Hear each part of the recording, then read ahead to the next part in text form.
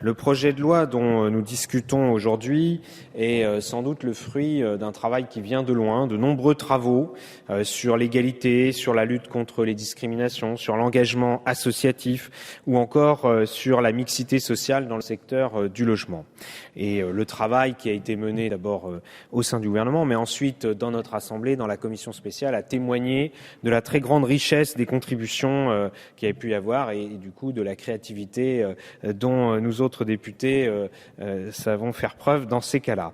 Depuis les attentats de 2015, disons-le, il y a dans notre pays deux aspirations à bien des égards contradictoires, de réponse même, on pourrait dire, à ces drames qui nous ont frappés. Ces deux aspirations, ces deux réponses, elles cohabitent dans le même pays, la France. Il y a eu à la fois cette manifestation de solidarité, de fraternité qui s'est exprimée très puissamment le 11 janvier 2015. On a même dit pendant longtemps, on en parle moins maintenant d'ailleurs, de l'esprit du 11 janvier qui était une réponse positive à ce drame qui nous avait tous frappés les 7, 8 et 9 janvier. Et puis, en même temps, il faut avoir la lucidité de le reconnaître, il y a la tentation du repli, la tentation de la crispation identitaire, de la crispation religieuse, où la religion sert d'ailleurs de vecteur identitaire. Et cela n'est pas le cas simplement en France, on le voit en Europe et sans doute malheureusement partout dans le monde. Mais c'est assez fort en France et il faut avoir la lucidité de le reconnaître. Cela se manifeste, disons-le, y compris au moment des élections, par des votes et notamment par le vote pour un parti d'extrême droite, le Front National, à des niveaux jusque-là inégalés. Mais cela se manifeste aussi, malheureusement, par la recrudescence d'actes de racisme, d'antisémitisme, des actes anti-musulmans aussi, des actes homophobes. Le sexisme, la discrimination contre les femmes n'ont pas disparu non plus, et non seulement n'ont pas disparu, mais disons-le, il y a une forme de résurgence, voire de régression dans le domaine de l'égalité homme-femme, et ça peut être particulièrement vrai dans certains quartiers de nos villes. Face à cela, le choix qui doit être le nôtre, c'est de réaffirmer nos valeurs, bien sûr la liberté, l'égalité, la fraternité, les trois piliers de notre République, la laïcité aussi, et peut-être qu'elle a été un peu trop, on a un peu trop considéré que c'était une évidence dans notre pays, même si au départ, avec la loi de 1905, ça a été un combat, ça a été conflictuel. On avait peut-être considéré, plus de 100 ans après, que maintenant c'était devenu une évidence partagée. Or, ça ne l'est pas et il faut la défendre.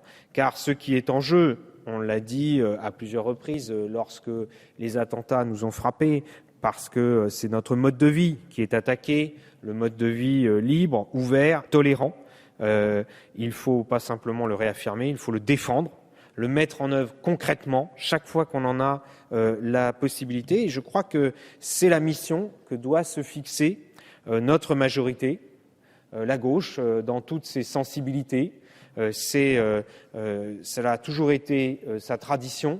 Mais là aussi, peut-être qu'on a cru que des choses étaient devenues tellement évidentes et partagées qu'il n'était plus nécessaire de le dire et surtout de le faire. Et je le disais notamment pour la laïcité, mais c'est vrai aussi pour l'ensemble de nos valeurs.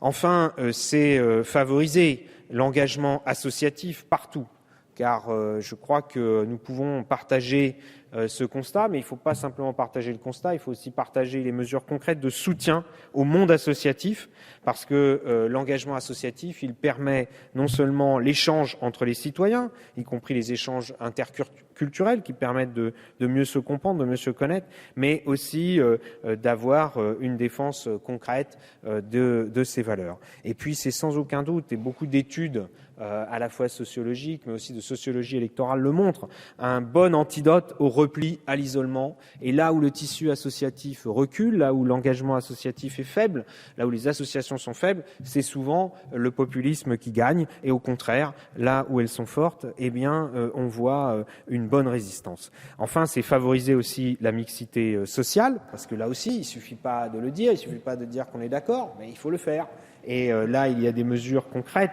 Le temps me manque pour toutes les évoquer sur le logement, qui me paraissent aller dans le bon sens, qui sont concrètes et qui touchent à la fois les attributions, la souplesse dans la fixation des loyers, la publication des critères d'attribution pour lutter contre le sentiment parfois injustifié d'injustice, la location choisie, etc., etc.